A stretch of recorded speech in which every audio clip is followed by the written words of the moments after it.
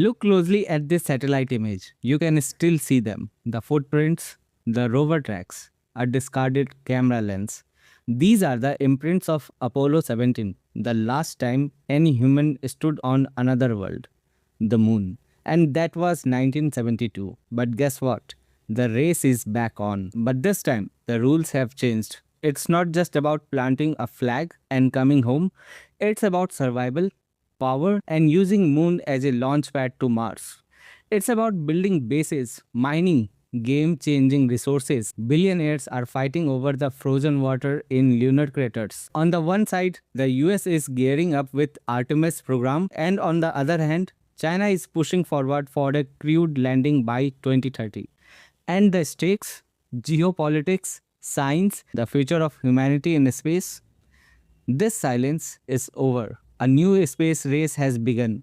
For some, there is a distinct feeling of, yeah, been there, done that. So why now? But we are going back to the moon. Why we are going back to moon? To understand this, we have to address the elephant in the room. Why did we stop? Stick around, we will cover the full history, the science behind the moon's hidden treasures, and the new players like private companies and other nations. Why this isn't just a race, it's a whole new era of space activity. Let's blast off. In the 60s, the space race was just a proxy for the Cold War. Russia put the first satellite, then animal, then a human into the orbit. Well, America responded in 1969 with the Neil Armstrong's One Small Step. And by 1972, 12 US astronauts had walked the moon. Epic, right? But then it stopped. Why? Because it was insanely expensive. Billions upon billions. The Apollo program roughly costed $257 billion in today's money. Once the US won the geopolitical PR battle against the Soviets, President Nixon pulled the plug and basically he said that we have been there. We have beaten the Soviets. The mission accomplished. So we went to prove we could, not to stay. Then the focus shifted to the ISS and low Earth orbit. And the moon became a been there and done that souvenir. But while the West looked away, someone else was playing the long game. Fast forward to China. In 2006, their chief scientist called the lunar exploration a reflection of country's power. In 2013, they did something no one had done since the 70s.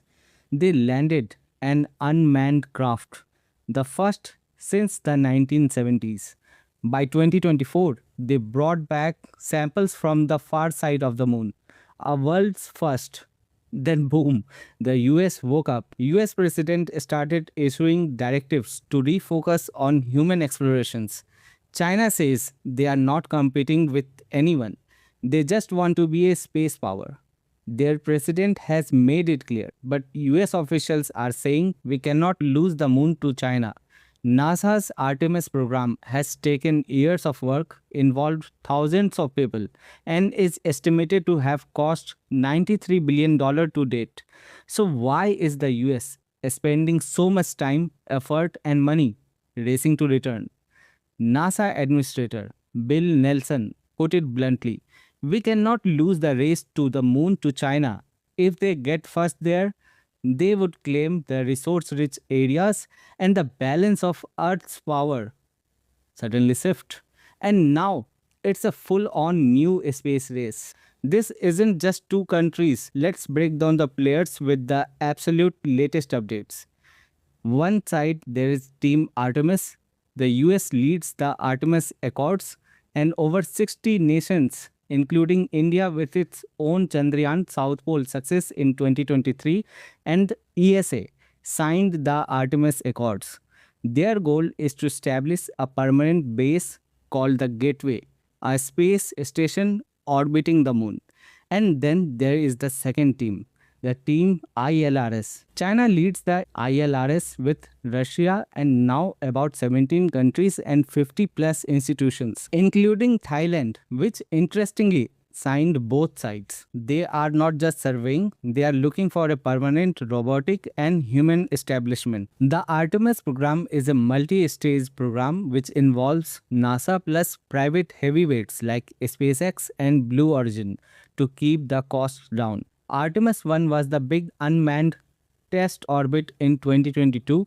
Now Artemis 2 is the first crewed mission since Apollo.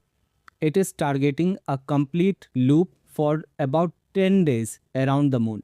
No landings there, but it's the first crewed mission to deep space in 50 years. Then Artemis 3 is lined up to 2027. This is the big one. The first woman and the person of color will land near the moon's south pole. But I think the first actual crewed moon landing is pushed to Artemis 4 in early 2028, with Artemis 5 late that year aiming for annual cadence after. It's still ambitious, but realistically, the critics say the complex architecture and the time schedule might mean China lands human first. But NASA is all in on the sustainable presence, whereas China seems steady and strategic too. They are targeting humans on the moon by 2030. No delays announced. They have got their crew spacecraft and the lander in advanced testing.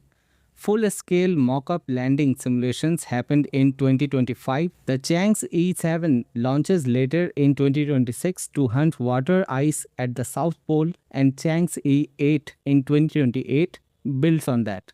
They have already aged far-side samples with Chang'e 6 in 2024. Their approach is safety first, precision landings, and they are not rushing like Apollo.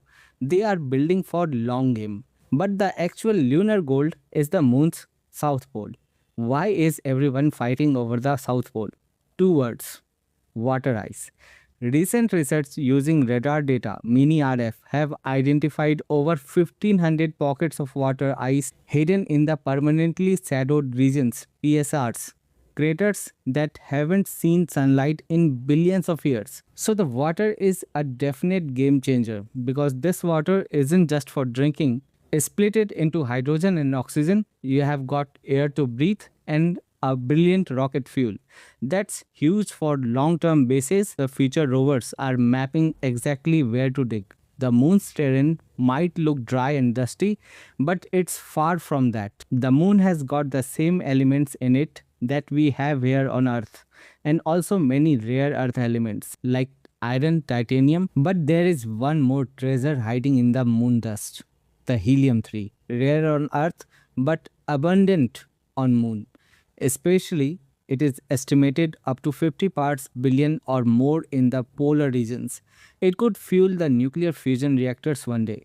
Clean energy gold, which is used in everything from superconductors to medical equipment. Scientists have mapped the concentrations, and companies like Interlune are already testing extraction concepts. And the US Department of Energy bought its first few liters of lunar helium-3 in 2025 to kickstart supply chains. Well, the challenges, they are massive. You would need to ship processors to refine it and then ship it back.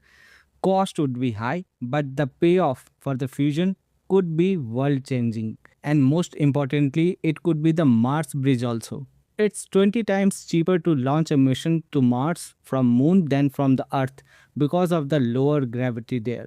The first space race was about missions. This one is about the actual space activities. And it's about building a sustainable economy. And geopolitically, it's huge. The first mover on the resources and site could shift the power on Earth. But overall, this isn't just footprints. It's a foundation for humanity among the stars. It's about humans becoming a multiplanetary species. What do you think? Should we be spending billions to live on Moon or Mars?